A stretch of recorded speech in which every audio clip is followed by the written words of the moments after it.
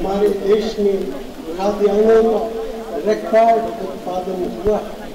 गेहूँ, मक्का, दालों और दलहन में अलग अलग रिकॉर्ड उत्पादन हुआ। ये हमारे किसानों की मेहनत का ही नतीजा है कि आज हमारे देश में खाद्यान्नों, चीनी और कपास के निर्यात की बात हो रही है। कृषि के क्षेत्र में हमें देश में एक दूसरी हरित क्रांति लाने की जरूरत। हम खाद्य पदार्थों की बढ़ती कीमतों का मुकाबला अपनी कृषि उत्पादकता और उत्पादन को बढ़ाकर ही कर सकते। खाद्य सुरक्षा कानून को लागू करने के लिए भी हमें ऐसा उत्पादन बढ़ाने की जरूरत। फार्मिंग योजना में हम इस दिशा में अपने प्रयास और तेज करेंगे। मैं आज अपने किसान भाइयों और बहनों को, खास तौर पर छोटे और सीमांत किसानों को ये भरोसा दिलाना चाहता हूँ कि हम उनकी ज़रूरतों का खास ख्याल रखते रहेंगे। हमारा प्रयास रहेगा कि खाद, बीज और कर्ज हमारे किसान भाइयों को आसानी से हासिल हो पाए।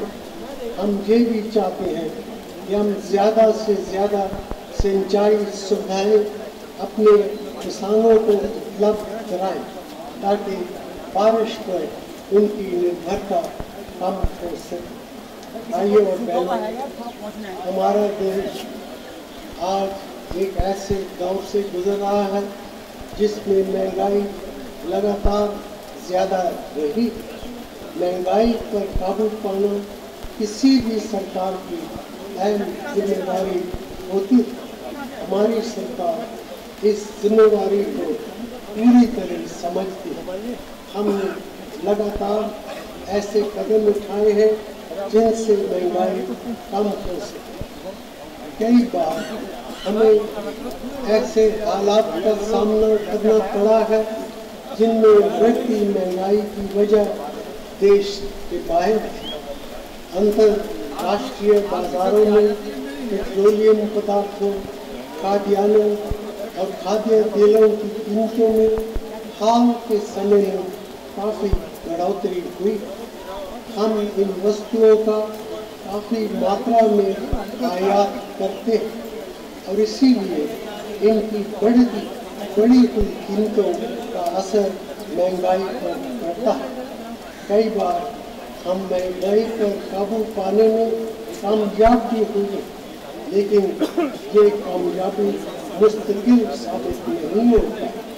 अभी कुछ दिन पहले बढ़ती महंगाई पर जनता की चिंता संसद में हुई चर्चा में भी नजर आई। मैं आपको आज भरोसा दिलाना चाहता हूँ कि हम लगातार ये समीक्षा कर रहे हैं कि महंगाई पर काबू पाने के लिए क्या नए कदम उठाए जा सकते हैं। महंगाई की समस्या का हल निकालना अगले कुछ महीनों में हमारी सरकार की सबसे बड़ी प्राथमिकता रहेगी। भाइयों और बहनों, उद्योग, बुनियादी ढांचे और शहरीकरण के लिए किए जा रहे वाले भूमि अधिग्रहण की वजह से देश के कई हिस्सों में पैदा हुए तनाव से मैं पूरी तरह से वाकिफ हूँ। इस प्रकार के अधिग्रहण से हमारे किसान विशेष रूप से प्रभावित हुए।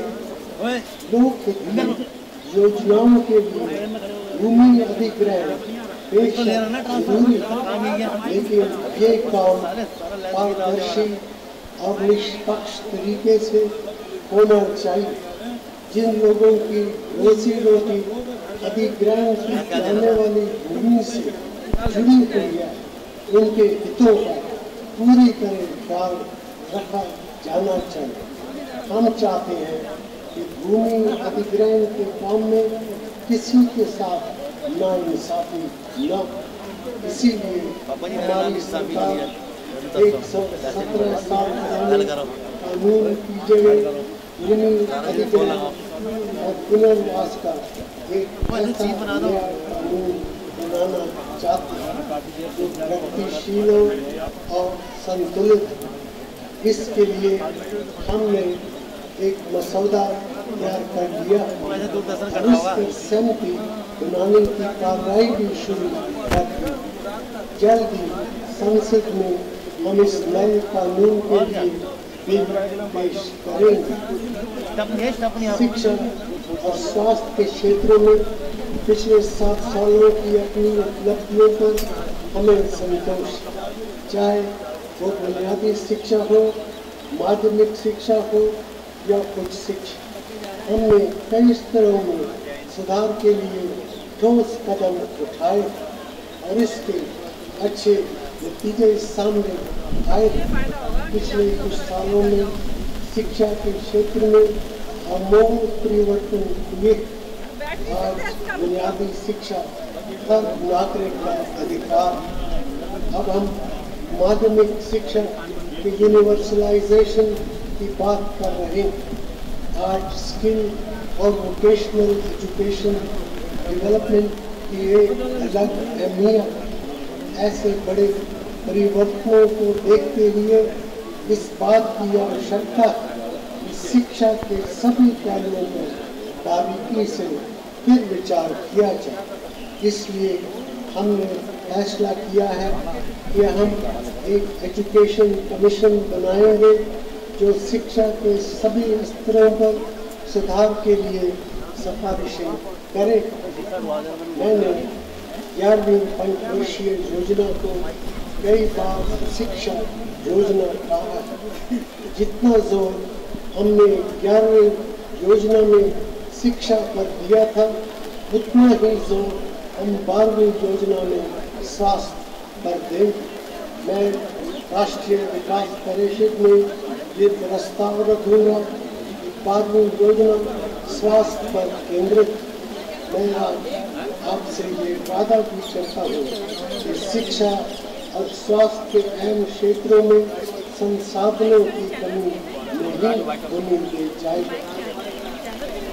भाई और बहनों, बहुत समय तक हमारे देश में असंगठित क्षेत्र के कामगारों के लिए स्वास्थ्य बीमा की कोई सुविधा उपलब्ध नहीं थी। सन 2008 में हमने गरीबी रेखा से नीचे रहने वाले ऐसे कामगारों के लिए राष्ट्रीय स्वास्थ्य बीमा योजना शुरू की। पिछले वर्ष हमने इस योजना में महात्मा गांधी राष्ट्रीय ग्रामीण रोजगार कार्यक्रम के तहत काम करने वालों, घरेलू कामगारों, फेरी वालों और बीड़ी मजदूरों को भी शामिल किया है। आज तकरीबन 2 करोड़ 50 लाख कामगार इस बीमा योजना से फायदा उठा रहे हैं। हमारी सरकार का ये प्रयास रहेगा कि असंगठित क्षेत्र में काम करने वाले ज़्यादा से ज़्यादा लोग इस योजना से फायदा पाएं। भाइयों और बहनों, देश के बुनियादी ढांचे को हम लगातार मजबूत कर रहे हैं। इस क्षेत्र में हमें बहुत बड़े निवेश की ज़रूरत है। इसीलिए पिछले 7 सालों में हमारी नीतियाँ ऐसी रही हैं जिनसे बुनियादी ढांचे में निवेश को बढ़ावा मिला। जीडीपी के फीसद के तौर पर पिछले 7 सालों में इस क्षेत्र में निवेश 1.5 गुने से भी ज़्यादा हुआ। पेट्रोलियम पदार्थों और बिजली के उत्पादन की क्षमता बढ़ी। हवाई अड्डों, सड़कों, खासतौर पर ग्रामीण सड़कों, बंदरगाहों सभी में सुधार हुआ। मिसाल के तौर पर 11वीं योजना में बिजली उत्पादन में जो क्षमता जुड़ेगी वो 10वीं योजना की तुलना में दुगनी। हम 12वीं योजना में बुनियादी ढांचे में निवेश को और तेज करें। इस काम में हम देश के दूर दराज के इलाकों, ग्रामीण क्षेत्रों का खास ख्याल रखें।